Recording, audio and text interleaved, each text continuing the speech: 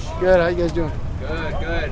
What steps are you trying to take in the spring and this summer to really elevate this defense to the next level? Just really work on the details and cleaning up, a lot of the things that, that we just didn't get right towards the end of the year last year. So it's really a progression and a process for us. And being in year two, we're able to work on a few more things, but also minimizing the fundamentals that we're trying to clean up and perfect. What's your sense about the added depth and size that you have?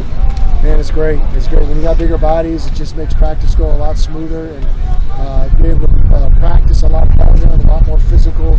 And having this depth right now, where we have really a true 3 deep and we're 4 in some other spots, it's not going to take the steam off of practice and the physicality of the spring ball.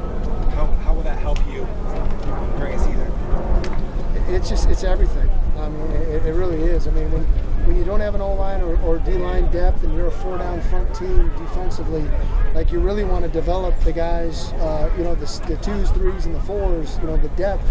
You want to keep your 1s and your 2s sharp, and when you don't have, the depth at the O-line, then we can't line up our defense out there. When we don't have the depth on the D-line, we can't line up our offensive line out there. And when you can't run the football, you really get a skewed sense of where you're at in terms of being able to stop the run and be able to play situational defense. So it's great to see all the big bodies out there. It's good to see the development of our younger guys and just the second year. I mean, there's a lot of things. It's not brand new anymore. Guys are kind of hitting the ground running. We're playing a lot faster. We got that half a step to a step faster on most positions, and being more physical. Starting up front is really going to help us. And then I know, obviously, team practices, but the communication, we talked about depth in the secondary, but 7-on-7s as a team. How do you feel the communication with the secondary has been? It's been good. It needs to get better. It's still early on. I mean, day 2 install. We got a pretty heavy install going in day 3, so it's really going to challenge us from a communication standpoint. And our offense is giving us all the looks that we need. I mean, right now, and so we're they're putting pressure on us in terms of how fast they get aligned and some of the different things that they're showing, and we're really getting a high volume of different things that are challenging our rules on defense. So it's challenging our communication, and I think our 1s are doing a solid job. Our 2s need to be a little better, and our 3s, have a ways to go, but we're getting there. We're way ahead of where we were last year at this time.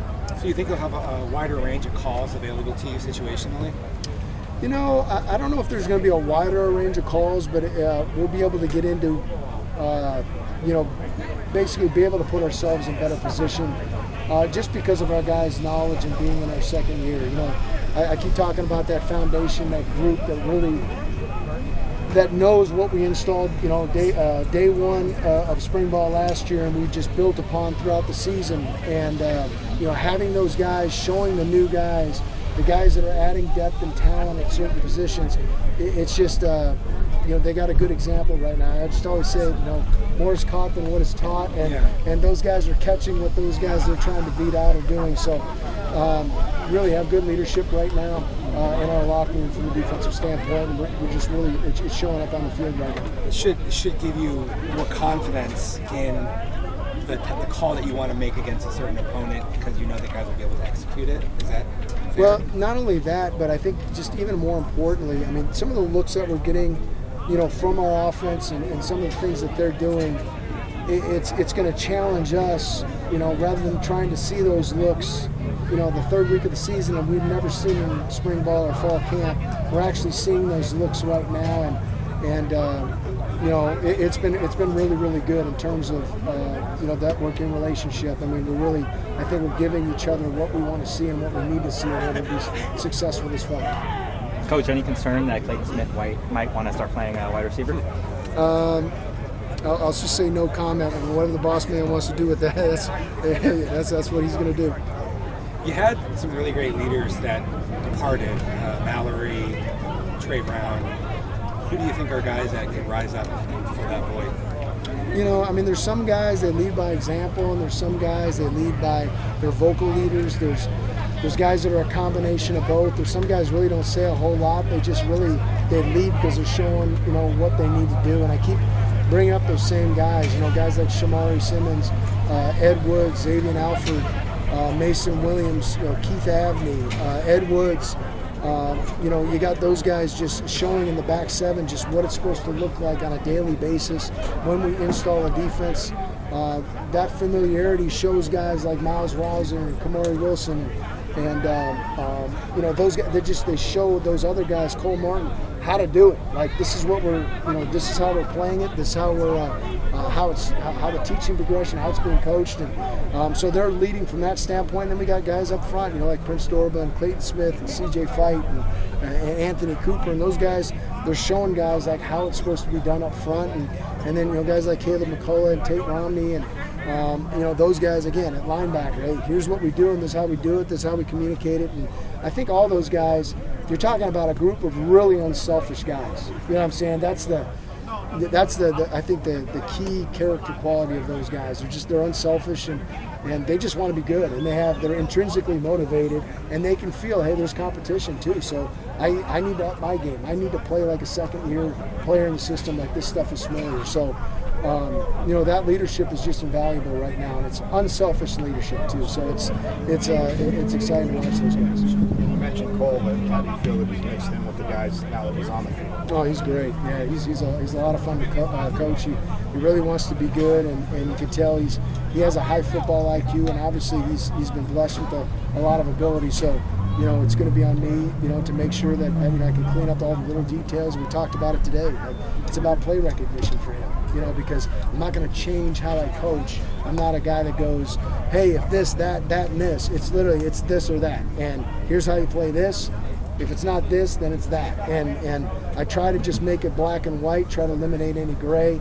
And, again, we're still working together for the first time. He doesn't trust me yet, because we're just getting a chance to work together like a Shamari Simmons trusts me. I tell it to Shamari one time, he does it verbatim exactly how I ask him to do it. Xavier Alford, same way. Mason Williams, same way. Cole's still learning the system. It's still day 1, day 2, day 3 for him, and I'm just excited to see what he's going to look like come practice, 9 and 10 and 11. Coach, there's a lot of fluctuation going over the offseason. Is there anybody that really stood out to you? You saw that for the first time. In terms of their weight, Yeah, changing. Man. Blazin Lonawong's the guy that stands out to me. I mean, he's just really growing up and maturing, and he's a guy that, he goes to one of those guys that's a depth guy last year, that he's a guy that's really going to push to start this year. He's going to put a lot of pressure on people. CJ Fight, his body's matured, and a lot of that, that baby muscle that he had before is turning into man muscle. And, guys like that, Clayton Smith, he's put on 15 pounds. You know what I mean? Prince Dorba's put on 10 pounds. And, Prince Dorba with 10 pounds, that's like 3 different weight classes, okay, for a body. I mean, it's all muscle. So those guys look a lot different, and, it's fun because it's showing on the field so far. I can't wait to see them in some pads on Saturday and see what happens. Hey, Coach. On Thursday, Kenny said that you guys, when you move to the Big 12, are going to be playing a lot more 12 personnel, especially from a defensive standpoint. Yeah. What sort of strategies are you employing to go against those personnel groupings? You're going to have to find out. We're going to get a little bigger, but we got a little bigger in the weight room, and we may use some other substitution packages that we're going to kind of experiment with this spring, and we'll just see where it goes. You have more versatility, though, with the line of scrimmage now with this group, the way that you can move some of your bigger bodies to end and do some different things, like hoop and